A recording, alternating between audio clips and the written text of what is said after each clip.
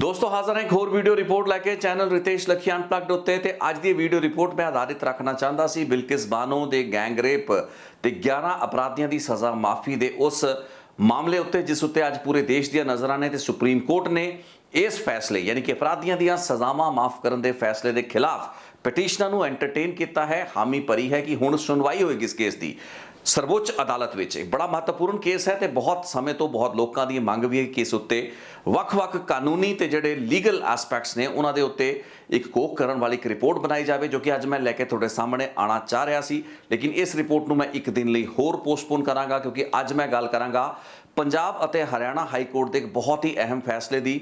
महत्वपूर्ण फैसला है, हालांकि मैं इस फैसले तो बहुत निराश हाँ, बहुत ही नामोशी मेरे मन दे विच है। पंजाब के 424 अजिहे लोगों की सुरक्षा नूं विड्रॉ करने का फैसला मई के आखिरी हफ्ते में लिया जाता है तो 2 दिन बाद सिद्धू मूसेवाला का कतल करता जाता है।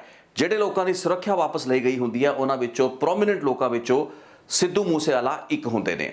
जिथे एक पासे हजे चर्चावां ये चल रही सन कि सुरक्षा के विच जिहड़ी कटौती इन्हां 425 लोगों की की गई है उसका पैमाना की है, क्राइटेरियन की है। दूसरे पासे आम आदमी पार्टी सत्ताधारी पार्टी के कुछ जिम्मेवार लोगों ने सोशल मीडिया के उन्होंने मैनेजर्स ने एक होर चंद चाढ़ता, उस जानकारी को नशर करके पब्लिक डोमेन के विच लिया के क्लासीफाइड सीक्रेट इन्फॉर्मेशन लोगों की सुरक्षा के नाल जुड़ी हुई जानकारी को सोशल मीडिया के उत्ते वायरल करके अपनी फोकी वाहवाही बटोरन लई सरकार की फंक्शनिंग दे विच किफायत का ढिंडोरा पिटण की खातर अजिहा प्रचार किया कि वो लोगों दी सूचियां जग जाहिर हो गई तो यह चीज़ पब्लिक डोमेन के आ गई कि किहड़े-किहड़े लोगों की सुरक्षा कटाई गई है तो यह सारी गलबात सत्ताधारी धिर के इशारे ते हुई। उस तो बाद सिद्धू मूसेवाला का कतल जो 29 मई नूं हो जाता है, उन्हां 425 लोगों के विचों जिन्हां की सुरक्षा कटाई गई सी, पंजाब के साबका deputy chief minister OP Soni अगले ही दिन पंजाब और हरियाणा हाई कोर्ट का रुख करते हैं। अपनी सुरक्षा के विच जिहड़ी कटौती की गई होंदी है क्योंकि उन्होंने केसिस दे विच Z+ जिहड़ी सुरक्षा होंदी है उसनूं घटाता गया होंदा है, उस दे खिलाफ एक पटिशन दायर की जाती है तो इस पटिशन के नाल होर जिहड़ियां पैरलल पटिशनस उन्हां सारे प्रोटैक्टीज़ वालों दायर कीतियां गईयां जिन्हां ने अपनी सुरक्षा कटौती दे फैसले नूं चुनौती दी, उसकी मुड़ बहाली लई हाई कोर्ट अगे गुहार लगाई। तकरीबन 3 महीने ये पूरे के पूरे केसिस हाई कोर्ट दे विच एग्जामिन होए, लेकिन इस उत्ते जिहड़ा फैसला मंगलवार को आया है उसने मैनू व्यक्तिगत तौर पर काफ़ी हताश ते निराश किया है। इसका वड्डा कारण यह है कि बेशक अज तुसीं जिहड़ी ज़्यादा मीडिया की रिपोर्टाज वेख रहे हो उस विच तुसीं ये चीज़ समझी होनी है कि मीडिया इसनूं दर्शा रहा है कि भगवंत मान या पंजाब सरकार को एक बड़ा वड्डा झटका लग्या है। जिहड़े लोगों की सुरक्षा उन्होंने हटाई सी तकरीबन 26 मई के अपने इस फैसले दे विच वो सारी की सारी सुरक्षा को बहाल करता गया है। नवे सिरे तो इस थ्रेट परसैप्शन का जिहड़ा एनालिसिस इसकी समीक्षा करने लई सरकार नूं हाई कोर्ट ने निर्देश दिते ने।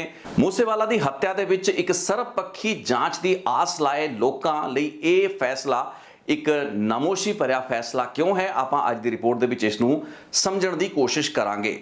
क्योंकि जे 29 मई नूं सिद्धू मूसेवाला का कतल या हत्या ना हुई होंदी तो इन्हां पटिशनां दे संबंध में जिहड़ा अज फैसला आया है शायद यह फैसला इस तरीके दे नाल ना आया हुंदा।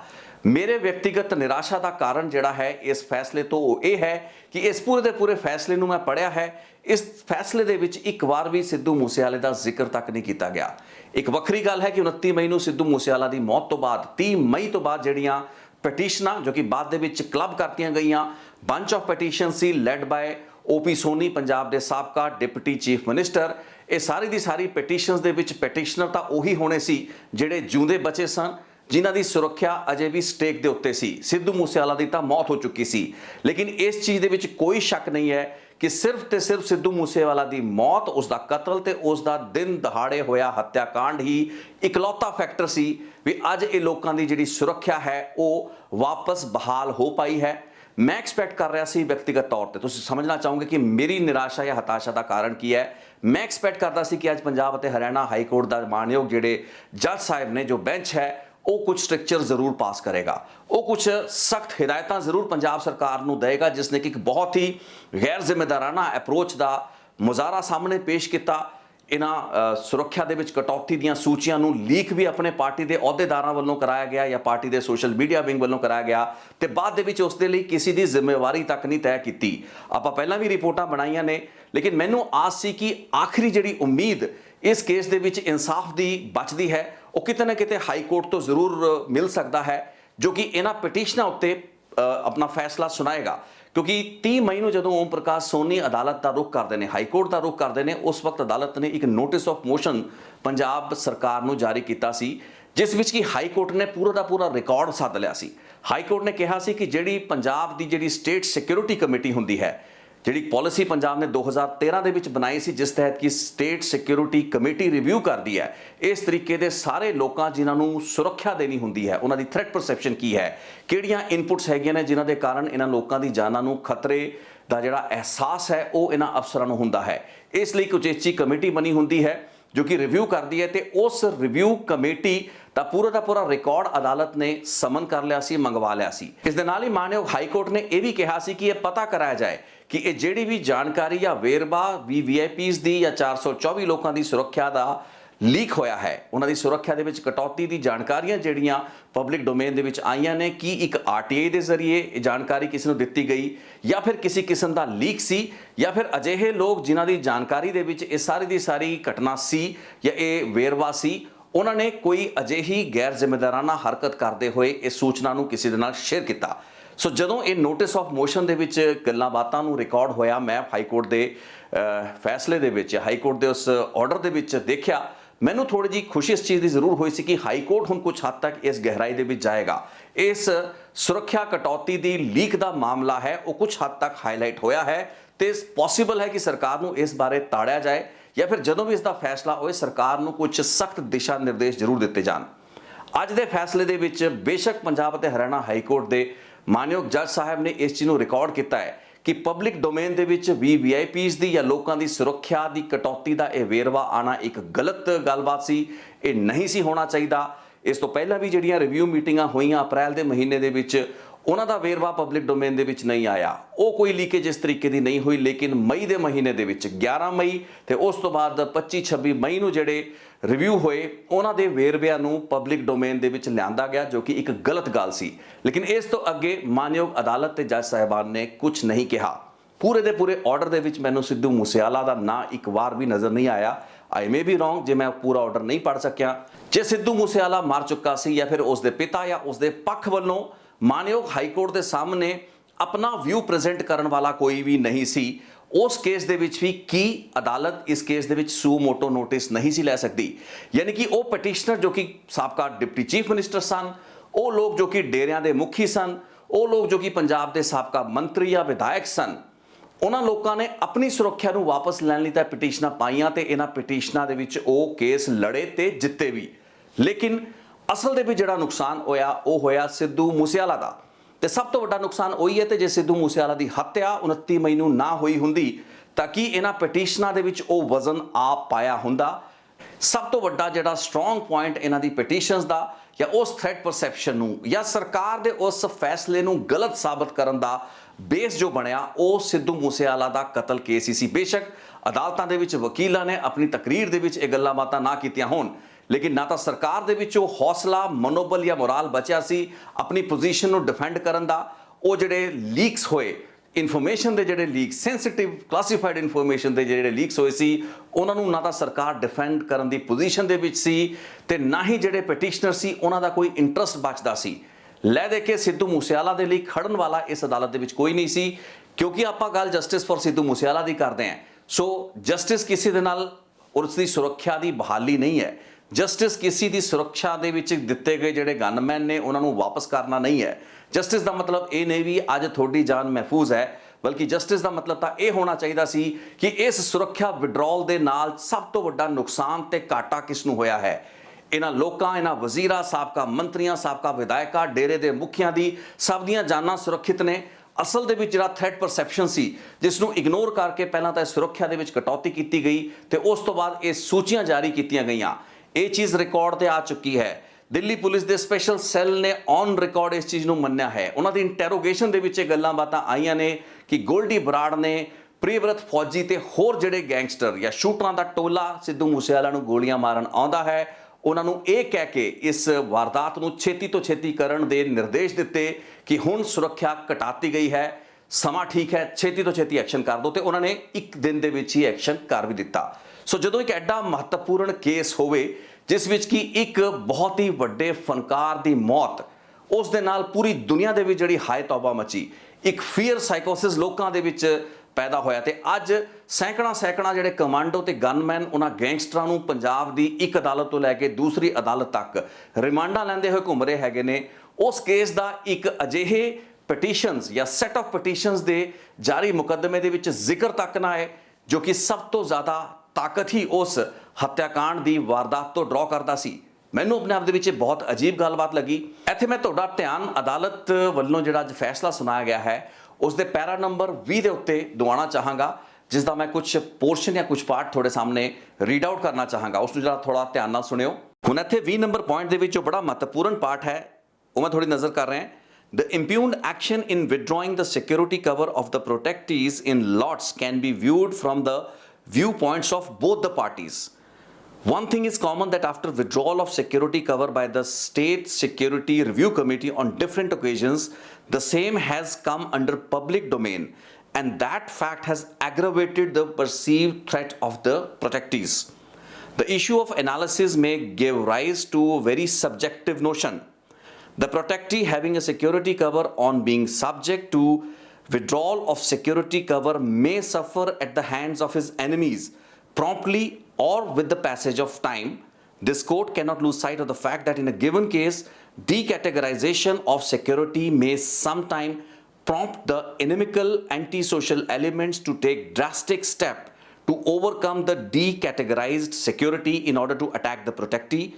All these events are subjective in nature and no general opinion can be formed at this stage, as the same is the state subject for which competent authority is to form an opinion on the basis of different inputs. ਹੁਣ ਇੱਥੇ ਤੁਸੀਂ ਸੁਣਿਆ ਕਿ ਮਾਨਯੋਗ ਜੱਜ ਸਾਹਿਬ ਨੇ ਕਿਹਾ ਹੈ ਕਿ ਚੀਜ਼ਾਂ ਸਬਜੈਕਟਿਵ ਨੇ ਤੇ ਨੋਸ਼ਨਲ ਨੇ, ਤੇ ਇਹੀ ਕਾਰਨ ਹੈ ਕਿ ਮੈਨੂੰ ਇਸ ਆਰਡਰ ਦੇ ਵਿੱਚੋਂ ਥੋੜੀ ਜੀ ਨਿਰਾਸ਼ਾ ਹੋਈ ਹੈ। ਕੋਈ ਗੱਲਬਾਤ ਸਬਜੈਕਟਿਵ ਕਿਵੇਂ ਹੋ ਸਕਦੀ ਹੈ ਤੇ ਨੋਸ਼ਨਲ ਕਿਵੇਂ ਹੋ ਸਕਦੀ ਹੈ? ਜੇ ਤੁਸੀਂ ਇਹਨਾਂ 42 ਪਟੀਸ਼ਨਰ ਤੇ ਪਟੀਸ਼ਨਸ ਦੀ ਗੱਲ ਕਰ ਰਹੇ ਹੋ ਜੱਜ ਸਾਹਿਬ, ਮਾਨਯੋਗ ਅਦਾਲਤ, ਜਿਸ ਦੇ ਵਿੱਚ ਕਿ ਕਿਸੇ ਦੇ ਉੱਤੇ ਕੋਈ ਹਮਲਾ ਨਹੀਂ ਹੋਇਆ ਹੈ, ਤਾਂ ਜੱਜ ਸਾਹਿਬ ਬਿਲਕੁਲ ਠੀਕ ਰਿਕਾਰਡ ਕਰ ਰਹੇ ਨੇ। ਇਹ ਸਬਜੈਕਟਿਵ ਥ੍ਰੈਟ ਹੈ, ਥ੍ਰੈਟ ਪਰਸੈਪਸ਼ਨ ਹੈ, ਅਸਲ ਥ੍ਰੈਟ ਹੈ ਨਹੀਂ ਹੈ ਕਿਸੇ ਨੂੰ ਪਤਾ ਨਹੀਂ, ਤੇ ਇੱਕ ਨੋਸ਼ਨਲ ਥ੍ਰੈਟ ਵੀ ਹੈ। ਲੇਕਿਨ ਜਦੋਂ ਇੱਕ ਕੰਕਰੀਟ ਕੇਸ ਸਿੱਧੂ ਮੂਸੇਵਾਲੇ ਦਾ ਸਾਹਮਣੇ ਸੀ, ਸੁਰੱਖਿਆ ਵਿਡਰਾਅ ਹੋਣ ਦੇ 48 ਘੰਟੇ ਦੇ ਵਿੱਚ ਇੱਕ ਕਾਤਿਲਾਨਾ ਹਮਲੇ ਦੇ ਵਿੱਚ ਸਿੱਧੂ ਮੂਸੇਵਾਲਾ ਨੂੰ ਉਸ ਦੇ ਦੁਸ਼ਮਣ ਇਨਿਮੀਕਲ, ਜਿਹੜੀ ਗੱਲ ਕਹਿੰਦੇ ਨਾ ਐਂਟੀ ਸੋਸ਼ਲ ਇਨਿਮੀਕਲ ਐਲੀਮੈਂਟਸ ਫੋਰਸਿਸ ਮੇ ਟਾਰਗੇਟ them, ਮੇ ਕਿਲ them, ਉਹ ਸਾਰੀ ਚੀਜ਼ਾਂ ਹੋ ਚੁੱਕੀਆਂ ਸੀ। ਯਾਨੀ ਕਿ ਜੋ ਗੱਲਾਂ ਬਾਤਾਂ ਜਿਸ ਥ੍ਰੈਟ ਪਰਸੈਪਸ਼ਨ ਦੀ, ਜਿਸ ਓਪੀਨੀਅਨ ਦੀ, ਜਿਸ ਨੋਸ਼ਨ ਦੀ, ਜਿਸ ਸਬਜੈਕਟਿਵ ਨੇਚਰ ਦੀ ਗੱਲਬਾਤ ਜੱਜ ਸਾਹਿਬ ਆਪਣੇ ਇਸ ਆਰਡਰ ਦੇ ਵਿੱਚ ਰਿਕਾਰਡ ਕਰਦੇ ਪਏ ਨੇ, ਉਹ ਸਾਰੀਆਂ ਚੀਜ਼ਾਂ ਸਿੱਧੂ ਮੂਸੇਵਾਲੇ ਦੇ ਨਾਲ ਘਟ ਚੁੱਕੀਆਂ ਹੁੰਦੀਆਂ ਨੇ। ਤੇ ਉਸ ਵਾਰਦਾਤ ਤੇ ਉਸੇ ਘਟਨਾ ਚੱਕਰ ਤੋਂ ਉੱਭਰੀ ਹੋਈ ਉਹ ਵਾਰਦਾਤ, ਇਸ ਸਿਕਿਉਰਿਟੀ ਦੇ ਵਿਡਰਾਅਲ ਤੋਂ ਬਾਅਦ, ਉਹਨਾਂ ਲਿਸਟਾਂ ਦੇ ਲੀਕ ਹੋਣ ਤੋਂ ਬਾਅਦ, ਗੈਂਗਸਟਰਾਂ ਵੱਲੋਂ ਇਸ ਚੀਜ਼ ਦੀ ਜਾਣਕਾਰੀ ਸ਼ੂਟਰਾਂ ਨਾਲ ਸਾਂਝੇ ਕਰਨ ਤੋਂ ਬਾਅਦ, ਸਿੱਧੂ ਮੂਸੇਵਾਲਾ ਦੇ ਉੱਤੇ ਹੋਏ ਕਾਤਲਾਨਾ ਹਮਲੇ ਤੋਂ ਬਾਅਦ, ਇਹ ਜਿੰਨੇ ਵੀ ਪੈਟੀਸ਼ਨਰ ਸੀ ਇਹ ਅਗਲੇ ਦਿਨ 30 ਮਈ ਨੂੰ ਮਾਨਯੋਗ ਪੰਜਾਬ ਅਤੇ ਹਰਿਆਣਾ ਹਾਈ ਕੋਰਟ ਵਿੱਚ ਆ ਕੇ ਆਪਣੀ ਸੁਰੱਖਿਆ ਨੂੰ ਵਾਪਸ ਕਰਾਉਣ ਦੀ ਬਹਾਲੀ ਦੀ ਦਰਕਾਰ ਕਰਦੇ ਨੇ। ਹੁਣ ਇੱਥੇ ਜਿਹੜੇ ਸਬਜੈਕਟਿਵ ਤੇ ਨੋਸ਼ਨਲ ਥ੍ਰੈਟ ਪਰਸੈਪਸ਼ਨ ਦੀ ਗੱਲਬਾਤ ਕੀਤੀ ਜਾ ਰਹੀ ਹੈ, ਉਹ ਕਿਤੇ ਵੀ ਸਬਜੈਕਟਿਵ ਨਹੀਂ ਸੀ। ਉਸ ਦਾ ਇੱਕ ਬਹੁਤ ਕਲੀਅਰ ਕੱਟ ਕੰਕਰੀਟ ਐਗਜ਼ਾਮਪਲ ਸਾਹਮਣੇ ਸੀ। ਹਾਈ ਕੋਰਟ ਦੇ ਵਿੱਚ 3 ਮਹੀਨੇ ਤੋਂ ਐਡੇ ਵੱਡੇ ਪੱਧਰ ਦੀ ਮੁਕੱਦਮੇਬਾਜ਼ੀ, ਤਕਰੀਬਨ 4 ਦਰਜਨ ਅਜਿਹੀਆਂ ਪਟੀਸ਼ਨਸ, 100 ਦੇ ਆਸ-ਪਾਸ ਪਟੀਸ਼ਨਰ ਆ ਕੇ ਖੜੇ ਹੋਣ, ਆਪਣੀ ਸੁਰੱਖਿਆ ਦੀ ਵਾਪਸੀ ਦਾ ਇੱਕ ਬੇਸ ਉਹਨਾਂ ਨੇ ਬਣਾਇਆ ਹੋਵੇ ਤੇ ਆਧਾਰ ਸਭ ਦਾ ਕਿਤੇ ਨਾ ਕਿਤੇ ਉਹੀ ਡਰ ਹੋਵੇ ਜੋ ਕਿ ਸਿੱਧੂ ਮੂਸੇਵਾਲਾ ਦੇ ਉੱਤੇ ਹੋਏ ਕਾਤਿਲਾਨਾ ਹਮਲੇ ਦੇ ਵਿੱਚ ਪਰਿਭਾਸ਼ਿਤ ਹੋ ਗਿਆ। ਉਸ ਦੇ ਵਿੱਚ ਉਹ ਸਿੰਬਲਾਈਜ਼ ਨਹੀਂ ਹੋਇਆ, ਬਲਕਿ ਉਸ ਦਾ ਇੱਕ ਅਸਲ ਖਤਰਨਾਕ ਰੂਪ ਸਭ ਨੂੰ ਨਜ਼ਰ ਆ ਚੁੱਕਾ ਸੀ। ਉਸ ਤੋਂ ਬਾਅਦ ਵੀ ਕੀ ਆਪਾਂ ਸਾਰੀ ਗੱਲਾਂ ਬਾਤਾਂ, ਸਾਰੇ ਖਤਰਿਆਂ ਨੂੰ ਸਬਜੈਕਟਿਵ ਜਾਂ ਨੋਸ਼ਨਲ ਮੰਨ ਸਕਦੇ ਹਾਂ? ਇਹ ਆਪਣੇ ਆਪ ਦੇ ਵਿੱਚ ਸੋਚਣ ਤੇ ਵਿਚਾਰਨ ਵਾਲਾ ਵਿਸ਼ਾ ਹੈ। ਲੇਕਿਨ ਇਸ ਆਰਡਰ ਦੇ ਵਿੱਚ ਮੇਰੀ ਆਸ, ਜਾਂ ਮੈਂ ਚਾਹੁੰਦਾ ਸੀ ਕਿ ਇਹਨਾਂ ਪਟੀਸ਼ਨਾਂ ਦੇ ਦੌਰਾਨ ਹੀ ਇਸ ਗੱਲਬਾਤ ਦੀ ਚਰਚਾ ਜ਼ਰੂਰ ਹੋਏ ਕਿ ਜਿਹੜੇ ਲੀਕਸ ਹੋਏ ਨੇ, ਇਹ ਚਰਚਾ ਛਿੜੀ ਵੀ, ਜਿਵੇਂ ਪਹਿਲਾਂ ਜ਼ਿਕਰ ਕੀਤਾ, ਲੇਕਿਨ ਕਿਸੇ ਸਿਰੇ ਤੇ ਨਹੀਂ ਪਹੁੰਚ ਸਕੀ। ਮੈਂ ਅਜੇ ਤੁਹਾਨੂੰ ਕਹਿਣਾ ਚਾਹਾਂਗਾ ਕਿ ਪੰਜਾਬ ਅਤੇ ਹਰਿਆਣਾ ਹਾਈ ਕੋਰਟ ਦਾ ਇਹ ਫੈਸਲਾ ਇੱਕ ਬਹੁਤ ਹੀ ਨਰਮ ਫੈਸਲਾ ਹੈ। ਸਰਕਾਰ ਦੇ ਨਾਲ ਬਹੁਤ ਹੀ ਨਰਮ ਰੁਖ ਦੇ ਨਾਲ ਮਾਨਯੋਗ ਅਦਾਲਤ ਨੇ ਉਸ ਨੂੰ ਰਿਸਪੌਂਡ ਕੀਤਾ ਹੈ। ਹੁਣੇ ਤਾਂ ਅਦਾਲਤ ਦਾ ਆਪਣਾ ਵਿਜ਼ਡਮ ਹੈ, ਉਹਨਾਂ ਦਾ ਆਪਣਾ ਡਿਸਕ੍ਰਿਸ਼ਨ ਹੈ, ਉਹ ਜਿਹੜੀ ਚੀਜ਼ਾਂ ਦਾ ਨੋਟਿਸ ਲੈਣਾ ਚਾਹਣ ਲੈਣ, ਜਿਹੜੀਆਂ ਚੀਜ਼ਾਂ ਨੂੰ ਇਗਨੋਰ ਕਰਨਾ ਚਾਹਣ ਉਹ ਕਰ ਸਕਦੇ ਨੇ। ਇਸ ਕੇਸ ਦੇ ਵਿੱਚ ਕਿਉਂਕਿ ਸਿੱਧੂ ਮੂਸੇਵਾਲਾ ਵੱਲੋਂ ਕੋਈ ਪਟੀਸ਼ਨਰੀ ਸਾਹਮਣੇ ਨਹੀਂ ਸੀ ਜਾਂ ਉਸ ਦੇ ਵੱਲੋਂ ਕੋਈ ਵਕੀਲ ਨਹੀਂ ਸੀ, ਉਸ ਦੇ ਪਿਤਾ ਵੱਲੋਂ ਕੋਈ ਵੀ ਰਿਪਰੈਜ਼ੈਂਟੇਟਿਵ ਨਹੀਂ ਸੀ ਜੋ ਕਿ ਇਹਨਾਂ ਪਟੀਸ਼ਨਸ ਦੀ ਸੀਕੁਐਂਸ ਦੇ ਵਿੱਚ ਹੀ ਜਸਟਿਸ ਫॉर ਸਿੱਧੂ ਮੂਸੇਵਾਲਾ ਦੇ ਉਸ ਅਭਿਆਨ ਜਾਂ ਉਸ ਮੁਹਿੰਮ ਦੀ ਗੱਲ ਕਰ ਸਕਦਾ ਹੋਵੇ। ਕਿਉਂਕਿ ਜਦੋਂ ਅਜਿਹਾ ਕੋਈ ਮੰਗ ਕਰਨ ਵਾਲਾ ਹੀ ਅਦਾਲਤ ਦੇ ਸਾਹਮਣੇ ਨਹੀਂ ਸੀ ਖੜਾ ਤਾਂ ਫਿਰ ਅਦਾਲਤ ਨੇ ਵੀ ਕਿਸ ਨੂੰ ਇਨਸਾਫ ਦਿਵਾਉਣਾ ਸੀ ਜਾਂ ਕੀ ਗੱਲਬਾਤ ਕਰਨੀ ਸੀ। ਲੈ ਦੇਖੇ, ਅਦਾਲਤ ਨੇ ਆਪਣੇ ਵਿਜ਼ਡਮ ਦੇ ਵਿੱਚ ਜਿਹੜਾ ਵੀ ਫੈਸਲਾ ਲਿਆ ਹੈ ਇਹ ਇੱਕ ਆਰਜ਼ੀ ਫੈਸਲਾ ਹੈ। ਸੁਰੱਖਿਆ ਦੀ ਬਹਾਲੀ ਇੱਕ ਫਰੈਸ਼ ਰਿਵਿਊ ਦੇ ਉੱਤੇ ਨਿਰਭਰ ਹੋਏਗੀ। ਅਦਾਲਤ ਨੇ ਇਹ ਚੀਜ਼ ਵੀ ਕਲੀਅਰ ਕਰਤੀ ਹੈ ਕਿ ਹਮੇਸ਼ਾ ਲਈ ਲੋਕਾਂ ਦੀ ਸੁਰੱਖਿਆ ਬਹਾਲ ਨਹੀਂ ਕੀਤੀ ਗਈ ਹੈ। ਦੁਬਾਰਾ ਇੱਕ ਸਿਕਿਉਰਿਟੀ ਰਿਵਿਊ ਕਮੇਟੀ ਦੀ ਮੀਟਿੰਗ ਹੋਏਗੀ। ਥ੍ਰੈਟ ਪਰਸੈਪਸ਼ਨ ਨੂੰ ਇਹ ਲੋਕਾਂ ਤਕਰੀਬਨ 423 ਹੁਣ ਲੋਕ ਰਹਿ ਗਏ ਨੇ, ਸਿੱਧੂ ਮੂਸੇਵਾਲਾ ਤਾਂ ਜਿਉਂਦੇ ਨਹੀਂ ਹੈਗੇ ਨੇ। ਸੋ 423 ਇਹਨਾਂ ਲੋਕਾਂ ਦੀ ਜਿਹੜੀ ਸੁਰੱਖਿਆ ਹੈ ਉਸ ਨੂੰ ਨਵੇਂ ਸਿਰੇ ਤੋਂ ਐਗਜ਼ਾਮਿਨ ਕਰਨ ਤੋਂ ਬਾਅਦ ਜੇ ਕਿਸੇ ਦੀ ਸੁਰੱਖਿਆ ਨੂੰ ਘੱਟ ਕਰਨਾ ਵੀ ਪਿਆ ਤਾਂ ਉਹ ਫਿਰ ਸੰਬੰਧਿਤ ਅਥਾਰਟੀ ਦਾ ਯਾਨੀ ਕਿ ਮਹਿਕਮੇ ਦਾ ਕੰਮ ਹੋਏਗਾ ਜੋ ਕਿ ਉਹ ਕਰਨ ਦੇ ਵਿੱਚ ਸਮਰੱਥ ਹੋਣਗੇ। ਬਸ਼ਰਤੇ ਇਸ ਵਾਰ ਸੁਰੱਖਿਆ ਦੀ ਕਿਸੇ ਵੀ ਤਫਸੀਲ ਨੂੰ, ਸੁਰੱਖਿਆ ਦੇ ਕਟੌਤੀ ਦੇ ਜਾਂ ਇਸ ਸੰਬੰਧ ਦੇ ਕੋਈ ਵੀ ਜਿਹੜੇ ਸੈਂਸਿਟਿਵ ਕਲਾਸੀਫਾਈਡ ਸੂਚਨਾ ਵਾਲੇ ਫੈਸਲੇ ਹੈਗੇ ਨੇ ਉਹਨਾਂ ਦੀ ਜਾਣਕਾਰੀ ਪਬਲਿਕ ਡੋਮੇਨ ਦੇ ਵਿੱਚ ਦੁਬਾਰਾ ਨਾ ਸਾਂਝੀ ਕਰਤੀ ਜਾਏ। ਸੋ ਪੂਰੀ ਦੀ ਪੂਰੀ ਜੜ ਜਿਹੜੀ ਹੈ ਇਸ ਕੇਸ ਦੇ ਵਿੱਚ ਜਿਹੜਾ ਫੈਸਲਾ ਵੀ ਆਇਆ ਹੈ ਇਸ ਦੇ ਵਿੱਚ ਅਦਾਲਤ ਨੂੰ ਸਰਕਾਰ ਦੇ ਸੁਰੱਖਿਆ ਵਾਪਸ ਲੈਣ ਦੇ ਫੈਸਲੇ ਤੋਂ ਕੋਈ ਵੀ ਇਤਰਾਜ਼ ਨਹੀਂ ਹੈ। एक बड़ा महत्वपूर्ण पॉइंट है क्योंकि सरकार लिए एक बड़ा बड़ा प्लस है। इसी वास्ते मैं कह रहा है कि जेडे भी टीवी चैनल या अखबार ये कह रहे हैं कि सरकार लिए एक सैटबैक है वो बिल्कुल इस जजमेंट ਨੂੰ ਮਿਸਇੰਟਰਪ੍ਰੀਟ ਕਰ ਰਹੇ ਨੇ। ਅਸਲ ਦੇ ਵਿੱਚ ਇਸ ਫੈਸਲੇ ਦੇ ਵਿੱਚ ਸਰਕਾਰ ਦੀ ਇੱਕ ਬਹੁਤ ਵੱਡੀ ਬਚਤ ਹੋਈ ਹੈ। ਸਰਕਾਰ ਨੂੰ ਬਹੁਤ ਵੱਡਾ ਸਪੇਸ ਤੇ ਰੂਮ ਮਿਲਿਆ ਹੈ। ਸਰਕਾਰ ਦੀ ਜਿਹੜੀ ਅਣਗਹਿਲੀ ਸੀ, ਜਿਹੜੀ ਉਸ ਦੀ ਨਲਾਇਕੀ ਸੀ, ਮੈਂ ਉਸ ਨੂੰ ਇੱਕ ਕ੍ਰਿਮੀਨਲ ਲਾਇਬਿਲਿਟੀ ਕਿਹਾ ਸੀ, ਇੱਕ ਅਪਰਾਧਿਕ ਲਾਇਬਿਲਿਟੀ ਦੀ ਪਰਿਭਾਸ਼ਾ ਦਿੱਤੀ ਸੀ 28 ਮਈ ਦੀ ਆਪਣੀ ਰਿਪੋਰਟ ਦੇ ਵਿੱਚ। 29 ਮਈ ਨੂੰ ਸਿੱਧੂ ਮੂਸੇਵਾਲਾ ਦੀ ਮੌਤ ਹੁੰਦੀ ਹੈ, ਉਸ ਤੋਂ ਇੱਕ ਰਾਤ ਪਹਿਲਾਂ ਜਿਹੜੀ ਮੇਰੀ ਰਿਪੋਰਟ ਬਣਦੀ ਹੈ ਮੈਂ ਇਹ ਵੀ ਕਿਹਾ ਸੀ ਕਿ ਤਾਂ ਇੱਕ ਅਪਰਾਧਿਕ ਲਾਇਬਿਲਿਟੀ ਤੈਅ ਹੋਣੀ ਚਾਹੀਦੀ ਹੈ ਕਿ ਕਿਸ ਨੇ ਇਹ ਜਿਹੜੀਆਂ ਵੇਰਵੇ ਜਿਹੜੇ ਸੂਚੀਆਂ ਹੈਗੀਆਂ ਉਹ ਲੀਕ ਕੀਤੀਆਂ ਨੇ। ਸੋ ਆਸ ਤਾਂ ਇਹ ਕੀਤੀ ਜਾ ਰਹੀ ਸੀ ਕਿ ਅਜਿਹੀ ਕੋਈ ਰਿਸਪੌਂਸਿਬਿਲਿਟੀ ਵੀ ਅਦਾਲਤ ਵੱਲੋਂ ਫਿਕਸ ਕੀਤੀ ਜਾਏਗੀ। ਖੈਰ ਉਹ ਨਹੀਂ ਹੋ ਪਾਇਆ। ਲੇਕਿਨ ਮੈਂ ਅੱਜ ਆਪਣੀ ਪੁਰਾਣੀ 2 ਦਿਨ ਪੁਰਾਣੀ ਰਿਪੋਰਟ ਤੇ ਦੁਬਾਰਾ ਆਉਣਾ ਚਾਹਾਂਗਾ। ਉਸ ਵਕਤ ਜਦੋਂ #ਸਿੱਧੂ ਮੂਸੇਵਾਲਾ ਇੱਕ हैशटैग मात्र बन चुका है, ਜਿਹੜੇ ਵੀ ਟੀਚੇ ਨੇ, ਜਿਹੜੇ ਵੀ ਟਾਰਗੇਟ ਨੇ ਉਹਨਾਂ ਨੂੰ ਕਲੀਅਰਲੀ ਆਇਡੈਂਟੀਫਾਈ ਕੀਤਾ ਜਾਣਾ ਚਾਹੀਦਾ ਹੈ। ਪਹਿਲੇ ਗੇੜ ਦੇ ਵਿੱਚ ਜਾਂ ਫੇਜ਼ ਦੇ ਵਿੱਚ ਆਪਾਂ ਸਮਝੀਏ ਕਿ ਹਾਈ ਕੋਰਟ ਦੇ ਵਿੱਚ ਚੱਲਦੀਆਂ ਹੋਈਆਂ ਪਟੀਸ਼ਨਾਂ ਦੇ ਵਿੱਚ ਇਸ ਚੀਜ਼ ਨੂੰ ਆਇਡੈਂਟੀਫਾਈ ਨਹੀਂ ਕੀਤਾ ਜਾ ਸਕਿਆ। ਪੰਜਾਬ ਸਰਕਾਰ ਨੇ ਮੇਰੀ 2 ਦਿਨ ਪੁਰਾਣੀ ਜਿਹੜੀ ਰਿਪੋਰਟ ਵਿੱਚ ਮੈਂ ਜ਼ਿਕਰ ਕੀਤਾ ਸੀ ਕਿ ਕਮਿਸ਼ਨ ਆਫ ਇਨਕੁਆਇਰੀ ਬਣਾਉਣੀ ਸੀ, ਸਿਟਿੰਗ ਜੱਜ ਦੇ ਹੇਠ ਬਣਾਉਣੀ ਸੀ। ਪੰਜਾਬ ਅਤੇ ਹਰਿਆਣਾ ਹਾਈ ਕੋਰਟ ਵੱਲੋਂ ਜੱਜ ਅਲਾਟ ਨਹੀਂ ਕੀਤੇ ਗਏ, ਲੇਕਿਨ ਇੱਕ ਰਿਟਾਇਰਡ ਹਾਈ ਕੋਰਟ ਜੱਜ ਇਸ ਕਮਿਸ਼ਨ ਆਫ ਇਨਕੁਆਇਰੀ ਨੂੰ ਹੈਡ ਕਰ ਸਕਦਾ ਸੀ। ਇਹ ਪੂਰੀ ਦੀ ਪੂਰੀ ਗੱਲ ਤੇ ਆਪਣਾ ਹੀ ਐਲਾਨ ਭਗਵੰਤ ਮਾਨ ਦੀ ਸਰਕਾਰ ਗੋਲ ਕਰ ਗਈ। ਉਸ ਤੋਂ ਬਾਅਦ ਇੱਕ ਰਿਟਾਇਰਡ ਜੱਜ ਦੀ ਵੀ ਅਗਵਾਈ ਹੇਠ ਕੋਈ ਕਮਿਸ਼ਨ ਨਹੀਂ ਬਣਿਆ।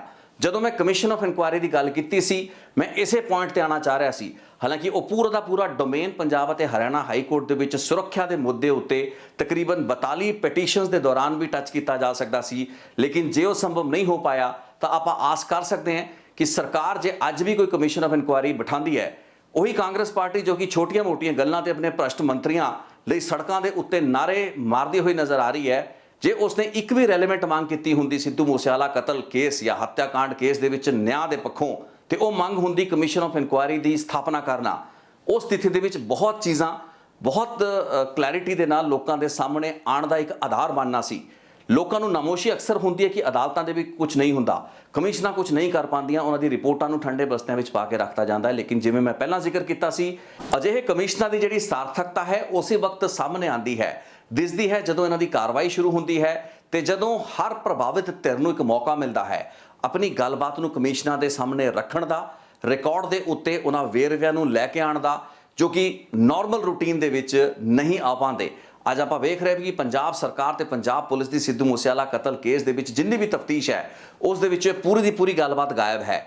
ਇੱਕ ਆਖਰੀ ਮੌਕਾ ਸੀ ਕਿ ਜਿਹੜੀ ਸਰਕਾਰ ਦੀ ਨਲਾਇਕੀ ਜਾਂ ਫਿਰ ਇਸ ਕੇਸ ਦੇ ਵਿੱਚ ਕੁਝ ਲੋਕਾਂ ਦੀ, ਇੱਕ ਪਾਰਟੀ ਵਿਸ਼ੇਸ਼ ਦੇ ਅਹੁਦੇਦਾਰਾਂ ਦੀ ਜੋ ਗਫਲਤ ਰਹੀ ਹੋ ਸਕਦੀ ਹੈ, ਉਸ ਦੀ ਕੋਈ ਨਾ ਕੋਈ ਲਾਇਬਿਲਿਟੀ ਫਿਕਸ ਕੀਤੀ ਜਾਏ, ਕੋਈ ਜ਼ਿੰਮੇਵਾਰੀ ਫਿਕਸ ਕੀਤੀ ਜਾਏ। ਕਿਸੇ ਨੂੰ ਫਾਹੇ ਨਹੀਂ ਲਾ ਦੇਣਾ ਹੁੰਦਾ, ਬਸ ਇੱਕ ਚੀਜ਼ ਦਾ ਅਹਿਸਾਸ ਕਰਨਾ ਹੁੰਦਾ ਹੈ ਕਿ ਤੁਹਾਡੇ ਤੋਂ ਇੱਕ ਗਲਤੀ ਹੋਈ ਹੈ ਤੇ ਜੋ ਅਹਿਸਾਸ ਵੀ ਕੋਈ ਕਰਨ ਨੂੰ ਤਿਆਰ ਨਹੀਂ ਹੈ ਤੇ ਉਹ ਲਾਇਬਿਲਿਟੀ ਕੋਈ ਕਿਸੇ ਤੇ ਪਾਉਣ ਨੂੰ ਤਿਆਰ ਨਹੀਂ ਹੈ, ਤਾਂ ਫਿਰ ਕਿਹੜੀ ਜ਼ਿੰਮੇਵਾਰੀ ਦੀ ਆ, ਕਿਹੜੀ ਰਿਸਪੌਂਸਿਬਿਲਿਟੀ ਦੀ ਆਪਾਂ ਆਸਾਂ ਉਮੀਦਾਂ ਲਾ ਕੇ ਬੈਠੇ ਹਾਂ।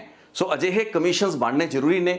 ਅੱਜ ਬੇਸ਼ੱਕ ਪੰਜਾਬ ਅਤੇ ਹਰਿਆਣਾ ਹਾਈ ਕੋਰਟ ਦੇ ਵਿੱਚ ਫੈਸਲਾ ਆਇਆ ਹੈ, ਉਹਨਾਂ ਲੋਕਾਂ ਦੀ ਸੁਰੱਖਿਆ ਦੀ ਬਹਾਲੀ ਇੱਕ ਜਿੱਤ ਉਹਨਾਂ ਲੋਕਾਂ ਲਈ ਹੈ ਜਿਨ੍ਹਾਂ ਦੀ ਸਿਕਿਉਰਿਟੀ ਵਾਪਸ ਵਿਡਰਾ ਹੋਈ ਹੈ। ਲੇਕਿਨ ਕਿਸੇ ਵੀ ਤਰੀਕੇ ਦੇ ਨਾਲ ਇਹ ਉਹ ਜਿੱਤ ਨਹੀਂ ਹੈ ਜਿਸ ਦੀ ਆਸ ਸਿੱਧੂ ਮੂਸੇਵਾਲਾ ਦੇ ਫੈਨਸ ਜਾਂ ਉਸ ਦੇ ਉਹ ਫਾਲੋਅਰਸ ਕਰੀ ਬੈਠੇ ਨੇ, ਉਸ ਦਾ ਪਰਿਵਾਰ ਲਈ ਬੈਠਾ ਹੈ, ਜੋ ਕਿ ਚਾਹੁੰਦਾ ਹੈ ਕਿ ਸਿੱਧੂ ਮੂਸੇਵਾਲਾ ਦੇ ਕੇਸ ਦੇ ਵਿੱਚ ਸਿਰਫ ਕੁਝ ਸ਼ੂਟਰਾਂ, ਗੈਂਗਸਟਰਾਂ ਤੇ ਮਾਫੀਆ ਤੱਕ ਹੀ ਗੱਲ ਸੀਮਿਤ ਨਾ ਰਹੇ, ਬਲਕਿ ਇੱਕ ਸਰਬਪੱਖੀ ਜਾਂਚ ਹੋ ਸਕੇ, ਇੱਕ ਕੰਪਰੀਹੈਂਸਿਵ ਇਨਵੈਸਟੀਗੇਸ਼ਨ ਇਨਕੁਆਇਰੀ ਹੋਵੇ ਜਿਸ ਵਿੱਚ ਕਿ ਹਰ ਲੈਪਸ ਦਾ ਜ਼ਿਕਰ ਹੋਵੇ, ਉਸ ਨੂੰ ਮੈਗਨੀਫਾਈ ਕਰਕੇ ਦੇਖਿਆ ਜਾ ਸਕੇ ਤੇ ਭਵਿੱਖ ਦੇ ਵਿੱਚ ਅਜਿਹੀਆਂ ਵਾਰਦਾਤਾਂ ਹੋਣੋਂ ਰੋਕੀਆਂ ਜਾ ਸਕਣ। ਸੋ ਅੱਜ ਦੀ ਰਿਪੋਰਟ ਦੇ ਵਿੱਚ ਮੈਂ ਇਹੀ ਜ਼ਿਕਰ ਕਰਨਾ ਚਾਹੁੰਦਾ ਸੀ। ਇੱਥੇ ਜਾਂਦੇ ਜਾਂਦੇ ਇੱਕ ਹੋਰ ਚੀਜ਼ ਕਲੀਅਰ ਕਰਦਾ ਕਿ ਓਪੀ ਸੋਨੀ ਪੰਜਾਬ ਦੇ ਡਿਪਟੀ ਚੀਫ ਮਿਨਿਸਟਰ ਜਿਨ੍ਹਾਂ ਨੇ ਪਟੀਸ਼ਨਸ ਨੂੰ ਲੀਡ ਕੀਤਾ, ਯਾਨੀ ਕਿ ਪਹਿਲੀ ਪਟੀਸ਼ਨ ਉਹਨਾਂ ਵੱਲੋਂ ਪਾਈ ਗਈ ਤੇ ਉਸ ਤੋਂ ਬਾਅਦ 41 ਹੋਰ ਪਟੀਸ਼ਨਾਂ ਪਈਆਂ, ਉਹਨਾਂ ਦੀ ਸੁਰੱਖਿਆ 2007 ਦੇ ਵਿੱਚ ਅਕਾਲੀ ਦਲ ਦੀ ਸਰਕਾਰ ਬਣਦਿਆਂ ਵਿਡਰਾ ਕਰ ਲਈ ਗਈ ਸੀ। ਉਸ ਤੋਂ ਬਾਅਦ ਉਹ ਸਰਕਾਰਾਂ ਤੱਕ ਗੁਹਾਰ ਲਾਉਂਦੇ ਰਹੇ, ਰਿਪਰੈਜ਼ੈਂਟੇਸ਼ਨਸ ਦਿੰਦੇ ਰਹੇ। ਉਹਨਾਂ ਨੇ ਵੇਰਵਾ ਦਿੱਤਾ ਕਿ ਉਹਨਾਂ ਦੇ ਉੱਤੇ ਕਈ ਕਾਤਲਾਨਾ ਹਮਲੇ ਕਰਨ ਦੀਆਂ ਕੋਸ਼ਿਸ਼ਾਂ ਕੀਤੀਆਂ ਗਈਆਂ ਨੇ, ਕਈ ਅਜਿਹੇ ਹਮਲੇ ਉਹਨਾਂ ਤੇ ਹੋ ਚੁੱਕੇ ਨੇ, ਲੇਕਿਨ ਸਰਕਾਰ ਦੇ ਉੱਤੇ ਕੋਈ ਅਸਰ ਨਹੀਂ ਪਿਆ। ਸਰਕਾਰ ਨੇ ਉਹਨਾਂ ਦੀ ਸੁਰੱਖਿਆ ਨੂੰ ਰਿਵਿਊ ਨਹੀਂ ਕੀਤਾ। ਅਖੀਰ ਦੇ ਵਿੱਚ ਓਪੀ ਸੋਨੀ 2008 ਦੇ ਵਿੱਚ ਪੰਜਾਬ ਅਤੇ ਹਰਿਆਣਾ ਹਾਈ ਕੋਰਟ ਆਏ। ਉਸ ਦੌਰਾਨ ਪੰਜਾਬ ਅਤੇ ਹਰਿਆਣਾ ਹਾਈ ਕੋਰਟ ਦੇ ਵਿੱਚ ਉਹਨਾਂ ਨੇ ਵੇਰਵੇ ਰੱਖੇ ਕਿ ਉਹਨਾਂ ਦੇ ਘਰ ਦੇ ਬਾਹਰ ਕਿਵੇਂ ਫਾਇਰਿੰਗ ਹੋਈ, ਉਹਨਾਂ ਨੂੰ ਸੁਰੱਖਿਆ ਦੀ ਕਿੰਨੀ ਲੋੜ ਹੈ, ਜਿਸ ਤੋਂ ਬਾਅਦ ਪੰਜਾਬ ਅਤੇ ਹਰਿਆਣਾ ਹਾਈ ਕੋਰਟ ਨੇ ਉਸ ਵਕਤ ਦੇ ਤਤਕਾਲੀ ਡੀਜੀਪੀ ਅਤੇ ਅੰਮ੍ਰਿਤਸਰ ਦੇ ਐਸਐਸਪੀ ਦੀ ਜ਼ਿੰਮੇਵਾਰੀ ਫਿਕਸ ਕੀਤੀ ਕਿ ਤੁਸੀਂ ਰਿਵਿਊ ਕਰਕੇ ਦੱਸੋ ਕਿ ਓਪੀ ਸੋਨੀ ਨੂੰ ਸੁਰੱਖਿਆ ਦੀ ਲੋੜ ਹੈ ਜਾਂ ਨਹੀਂ ਹੈ। ਸਿਰਫ ਇੰਨਾ ਕੁ ਆਰਡਰ ਮਾਤਰ ਪਾਸ ਕਰਨਾ ਸੀ, ਜਿਸ ਤੋਂ ਬਾਅਦ ਓਪੀ ਸੋਨੀ ਦੀ ਸੁਰੱਖਿਆ ਵੀ ਵਧਾਤੀ ਗਈ, ਉਸ ਨੂੰ ਐਨਹਾਂਸ ਕਰਤਾ ਗਿਆ ਤੇ 2022 ਤੱਕ, ਚੋਣਾਂ ਤੋਂ ਪਹਿਲਾਂ ਤੱਕ ਉਹਨਾਂ ਕੋਲ ਜ਼ੈਡ ਸਿਕਿਉਰਿਟੀ ਰਹੀ। ਹਾਲਾਂਕਿ ਜ਼ੈਡ ਸਿਕਿਉਰਿਟੀ ਤਾਂ ਉਹਨਾਂ ਨੂੰ ਪੀਤੀ ਸਰਕਾਰ ਦੇ ਸਮੇਂ ਹੀ ਮਿਲੀ ਸੀ। ਸੋ ਇਸ ਤਰੀਕੇ ਨਾਲ ਜਦੋਂ ਇੰਡੀਵਿਜੂਅਲ ਰਿਸਪੌਂਸਿਬਿਲਿਟੀਜ਼ ਕਦੇ ਕਿਸੇ ਅਫਸਰ ਦੀ ਫਿਕਸ ਕੀਤੀ ਜਾਂਦੀ ਹੈ, ਕਿਸੇ ਡੀਜੀਪੀ ਦੀ, ਕਿਸੇ ਐਸਐਸਪੀ ਦੀ, ਤਾਂ ਉਸ ਵਕਤ ਸੁਰੱਖਿਆ 2 ਮਿੰਟ ਵਿੱਚ ਦਿੱਤੀ ਜਾਂਦੀ ਹੈ। ਲੇਕਿਨ ਜਦੋਂ ਗੱਲਾਂ ਬਾਤਾਂ ਅਦਾਰਿਆਂ ਉੱਤੇ ਪਾਤੀਆਂ ਜਾਂਦੀਆਂ ਨੇ, ਕਮੇਟੀਆਂ ਉੱਤੇ ਪਾਤੀਆਂ ਜਾਂਦੀਆਂ ਨੇ, ਜਿਨ੍ਹਾਂ ਦੇ ਕੋਈ ਚਿਹਰੇ ਨਹੀਂ ਹੁੰਦੇ, ਜਿਨ੍ਹਾਂ ਦੀ ਉਸ ਤਰੀਕੇ ਦੀ ਜ਼ਿੰਮੇਵਾਰੀਆਂ ਨਹੀਂ ਹੁੰਦੀਆਂ, ਉਹਨਾਂ ਸਥਿਤੀਆਂ ਦੇ ਵਿੱਚ ਇੱਕ ਅਜਿਹਾ ਗੈਪ ਰਹਿ ਜਾਂਦਾ ਹੈ ਜਿਸ ਦਾ ਫਾਇਦਾ ਕੋਈ ਵੀ ਚੁੱਕ ਸਕਦਾ ਹੈ ਤੇ ਅਕਸਰ ਸਰਕਾਰ ਆਪਣੀ ਅਣਗਹਿਲੀਆਂ, ਆਪਣੀ ਕੋਤਾਹੀਆਂ ਤੇ ਆਪਣੀ ਨਲਾਇਕੀਆਂ ਨੂੰ ਅਜਿਹੇ ਫੈਸਲਿਆਂ ਦੀ ਆੜ ਦੇ ਵਿੱਚ ਸੌਖੇ ਤਰੀਕੇ ਨਾਲ ਛੁਪਾਉਣ ਦੇ ਵਿੱਚ, ਲੁਕਾਉਣ ਦੇ ਵਿੱਚ ਕਾਮਯਾਬ ਹੋ ਜਾਂਦੀਆਂ ਨੇ, ਜਿਵੇਂ ਕਿ ਇਸ ਸਥਿਤੀ ਦੇ ਵਿੱਚ ਹੁੰਦਾ ਹੋਇਆ ਨਜ਼ਰ ਆ ਰਿਹਾ ਹੈ। ਸੋ ਓਪੀ ਸੋਨੀ ਨੇ ਇੱਕ ਲੰਬੀ ਚੌੜੀ ਲੜਾਈ 2007-8 ਤੋਂ ਲੜੀ ਆਪਣੀ ਸੁਰੱਖਿਆ ਨੂੰ ਲੈ ਕੇ। 30 ਮਈ ਨੂੰ ਉਹ ਦੁਬਾਰਾ ਜਾਂਦੇ ਨੇ ਹਾਈ ਕੋਰਟ ਦੇ ਵਿੱਚ ਸਿੱਧੂ ਮੂਸੇਵਾਲਾ ਦੇ ਕਤਲ ਤੋਂ ਬਾਅਦ। ਅਖੀਰ ਦੇ ਵਿੱਚ ਉਹ ਸਾਰੇ ਦੇ ਸਾਰੇ ਵੇਰਵੇ ਮੰਗੇ ਜਿਹੜੇ ਗਏ ਸੀਗੇ, ਉਹ ਸਾਰੀਆਂ ਜਾਣਕਾਰੀਆਂ, ਉਹ ਜਿਹੜੇ ਇਨਫੋਰਮੇਸ਼ਨ ਦੇ ਲੀਕ ਸੀ, ਉਹਨਾਂ ਦੇ ਵਿੱਚ ਕਿਸੇ ਦੀ ਵੀ ਰਿਸਪੌਂਸਿਬਿਲਿਟੀ ਫਿਕਸ ਨਹੀਂ ਹੋ ਪਾਈ ਹੈ। ਬਹੁਤ ਜ਼ਿਆਦਾ ਲੋੜ ਹੈ ਇੱਥੇ ਉਹਨਾਂ ਟੀਚਿਆਂ ਤੇ ਉਹਨਾਂ ਟਾਰਗੇਟਸ ਨੂੰ ਮਿੱਥਣ ਦੀ, ਉਹਨਾਂ ਮਨੋਰਥਾਂ ਨੂੰ ਸਾਫ਼ ਤੌਰ ਤੇ ਕਲੈਰਿਟੀ ਦੇ ਨਾਲ ਸਮਝਣ ਦੀ। ਸਰਕਾਰ ਤੋਂ ਕੀ ਹਾਸਲ ਕਰਨਾ ਹੈ, ਅਦਾਲਤਾਂ ਤੋਂ ਜੇ ਹਾਸਲ ਕਰਨਾ ਤਾਂ ਕੀ ਹਾਸਲ ਕਰਨਾ ਹੈ, ਜੇ ਕਮਿਸ਼ਨਾਂ ਦੀ ਗਠਨ ਲਈ ਡਿਮਾਂਡ ਕਰਨੀ ਹੈ ਤਾਂ ਉਹਨਾਂ ਦੇ ਵਿੱਚ ਆਪਾਂ ਕੀ ਚਾਹੁੰਦੇ ਹਾਂ, ਇਹ ਸਾਰੀ ਚੀਜ਼ਾਂ ਬਾਰੇ ਇੱਕ ਕਲੈਰਿਟੀ ਆਉਣੀ ਜ਼ਰੂਰੀ ਹੈ। ਨਹੀਂ ਤਾਂ #ਜਸਟਿਸ ਫॉर ਸਿੱਧੂ ਮੂਸੇਵਾਲਾ ਸਿਰਫ ਇੱਕ ਹੈਸ਼ਟੈਗ ਬਣ ਕੇ ਰਹਿ ਜਾਏਗਾ, ਜਿਸ ਨੂੰ ਕਿ ਓਕੇਜਨਲੀ ਕਦੇ ਕਦਾਰ ਕੁਝ ਸਿੰਗਰ, ਫਨਕਾਰ, ਕਲਾਕਾਰ, ਸਮਾਜ ਦੇ ਲੋਕ ਜਿਹੜੇ ਹੈਗੇ ਨੇ ਉਸ ਨੂੰ ਆਪਣੇ ਸੋਸ਼ਲ ਮੀਡੀਆ ਦੇ ਉੱਤੇ ਟੈਗ ਕਰਦੇ ਕਰਨਗੇ, ਉਸ ਨੂੰ ਸ਼ੇਅਰ ਕਰਦੇ ਕਰਨਗੇ। ਲੇਕਿਨ ਅਸਲੀਅਤ ਦੇ ਵਿੱਚ ਸਤਹੀ ਪੱਧਰ ਉੱਤੇ ਜ਼ਮੀਨੀ ਹਕੀਕਤ ਇਹ ਹੋਏਗੀ ਕਿ ਅਚੀਵ ਕੁਝ ਵੀ ਨਹੀਂ ਹੋ ਪਾ ਰਿਹਾ ਹੋਏਗਾ, ਜਿਵੇਂ ਕਿ ਅੱਜ ਮੈਨੂੰ ਇਸ ਫੈਸਲੇ ਤੋਂ ਬਾਅਦ ਪ੍ਰਤੀਤ ਹੋ ਰਿਹਾ ਹੈ। ਬਹਿਰਹਾਲ ਅੱਜ ਦੀ ਇਸ ਰਿਪੋਰਟ ਨੂੰ ਮੈਂ ਇਸੇ ਨੁਕਤੇ ਉੱਤੇ ਕੇਂਦਰਿਤ ਰੱਖਣਾ ਚਾਹੁੰਦਾ ਸੀ। ਬਿਲਕਿਸ ਬਾਨੋ ਦੇ ਕੇਸ ਉੱਤੇ ਮੈਂ ਕੱਲ੍ਹ ਗੱਲਬਾਤ ਲੈ ਕੇ ਹਾਜ਼ਰ ਹੋਵਾਂਗਾ। ਉਸ ਦੇ ਵਿੱਚ ਵੀ ਅਦਾਲਤਾਂ ਦੀ ਭੂਮਿਕਾ ਦੇ ਉੱਤੇ ਚਰਚਾ ਜ਼ਰੂਰ ਹੋਏਗੀ, ਕਿਉਂਕਿ ਸੁਪਰੀਮ ਕੋਰਟ ਵੱਲੋਂ ਇੱਕ ਬਹੁਤ ਵੱਡਾ ਆਧਾਰ ਤਿਆਰ ਹੋਇਆ, ਜਿਸ ਤੋਂ ਬਾਅਦ ਹੀ ਜਾ ਕੇ ਉਹਨਾਂ ਅਪਰਾਧੀਆਂ ਦੀਆਂ ਸਜ਼ਾਵਾਂ ਨੂੰ ਮਾਫ ਕੀਤਾ ਗਿਆ, ਰਿਮਿਟ ਕੀਤਾ ਗਿਆ ਤੇ ਹੁਣ ਸੁਪਰੀਮ ਕੋਰਟ ਦੇ ਕੋਲ ਹੀ ਉਹ ਕੇਸ ਦੁਬਾਰਾ ਲੱਗਣ ਜਾ ਰਹੇ ਨੇ। ਉਸ ਕੇਸ ਦਾ ਵੇਰਵਾ ਆਪਣੀ ਅਗਲੀ ਰਿਪੋਰਟ ਵਿੱਚ ਲੈ ਕੇ ਸਾਂਝੀ ਕਰਾਂਗਾ ਤੁਹਾਡੇ ਨਾਲ। ਬਹੁਤ ਬਹੁਤ ਧੰਨਵਾਦ ਇਸ ਰਿਪੋਰਟ ਨੂੰ ਵੇਖਣ ਲਈ। ਆਪਣੇ ਕਮੈਂਟ, ਫੀਡਬੈਕ ਨੂੰ ਜ਼ਰੂਰ ਮੇਰੇ ਨਾਲ ਸਾਂਝੀ ਕਰੋ। ਥੈਂਕ ਯੂ ਸੋ ਮਚ ਇਸ ਰਿਪੋਰਟ ਨੂੰ ਵੇਖਣ ਲਈ।